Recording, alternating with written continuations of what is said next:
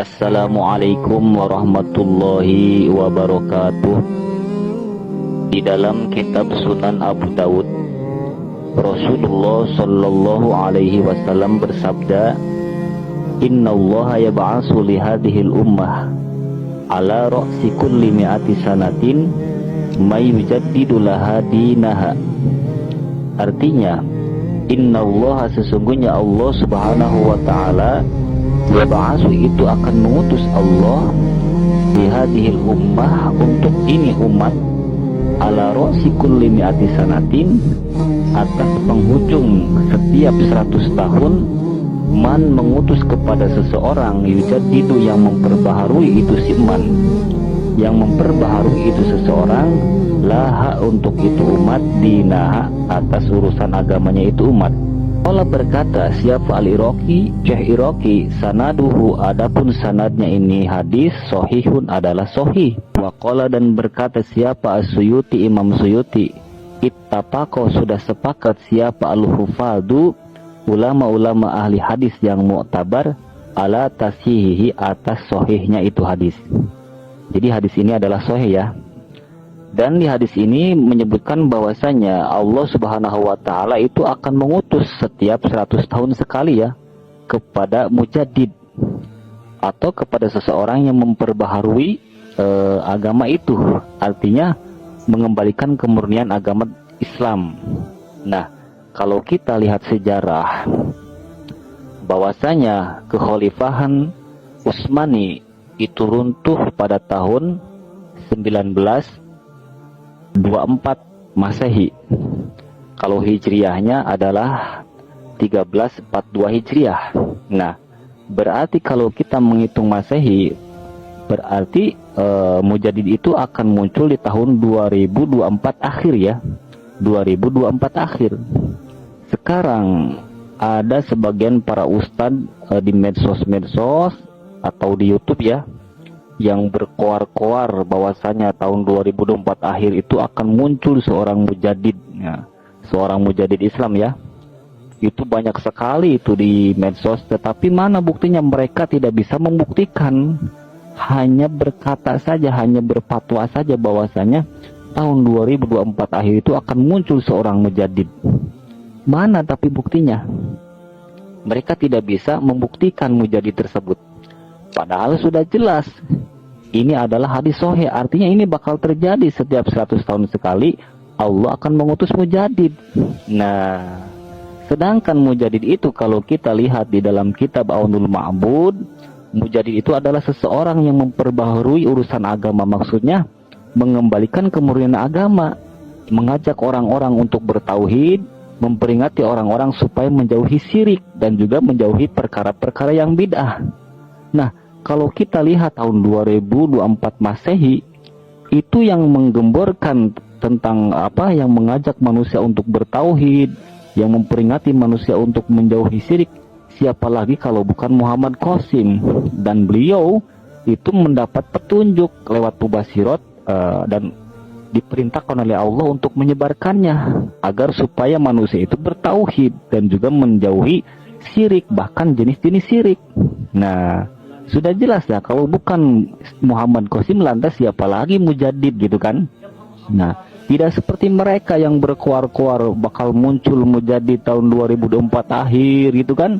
Banyak sekali itu para ustadz, tetapi tidak bisa membuktikan siapa mujaddidnya. Padahal ini hadis pasti bakal terjadi, karena ini hadis adalah wahyu dari Allah Subhanahu wa Ta'ala. Nah, memang ada sebagian di dalam kitab bahwasanya seorang mujaddid itu adalah harus pakar ilmu ya, harus orang yang berilmu tinggi gitu.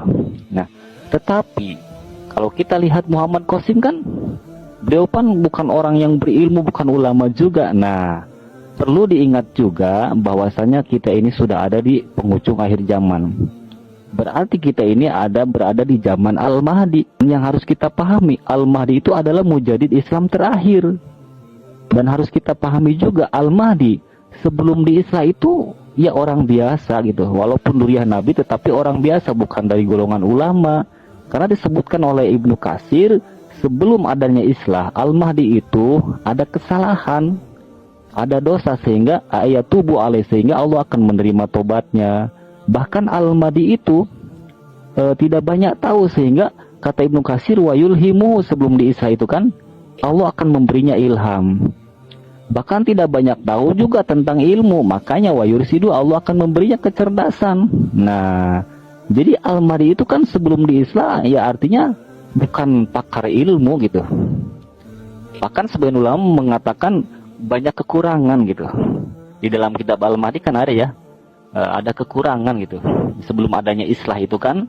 Tapi Al-Mahdi itu akan menjadi mujadid Islam terakhir gitu. Coba sekarang kepada ustadz-ustadz yang di luar sana yang sudah berkoar-koar bahwasanya akan muncul mujadid di tahun 2024 akhir, mana buktinya?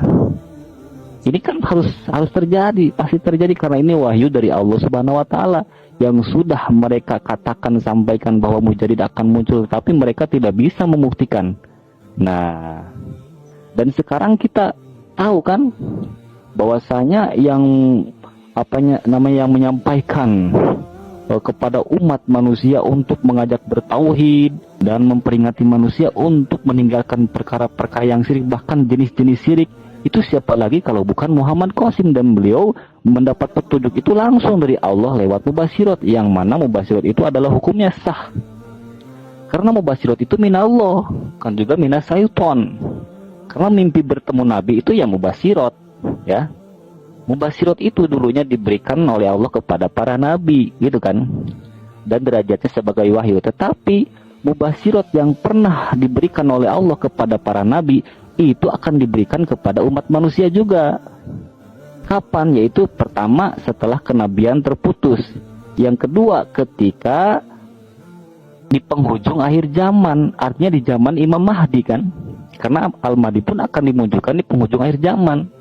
Dan kalau kita lihat definisi Al-Mahdi itu, definisi Al-Mahdi ya orang yang diberi petunjuk gitu.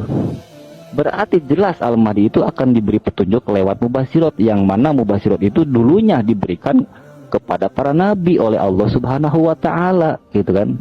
Dan oleh Allah mubasyirat itu akan diberikan juga kepada manusia, pertama setelah kenabian terputus, yang kedua ketika menjelang kiamat. Nah, kira-kira bisa dipahami ya. Ada kan orang di luar sana yang mengatakan Muhammad Qasim itu bukan ulama, bukan pakar ilmu, ngapain harus jadi mujadid? Nah, ini salah kaprah ya, salah kaprah. Menurut saya salah pemahaman.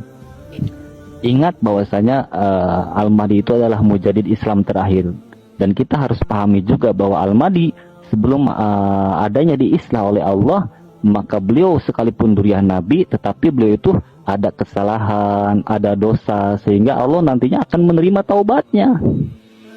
Kata Ibnu Katsir kan seperti itu, makna Isa itu kan ya tubu alaihi, Allah akan menerima taubatnya, wa yuwaffiqhu, Allah akan memberinya pertolongan, wa yulhimu, Allah akan memberinya ilham, wa yursidu, Allah akan memberinya kepintaran gitu kan. Berarti sebelum adanya islah ya berlawannya dari itu, artinya ada dosa, tidak banyak tahu tentang ilmu gitu kan. Nah, kira-kira bisa dipahami ya.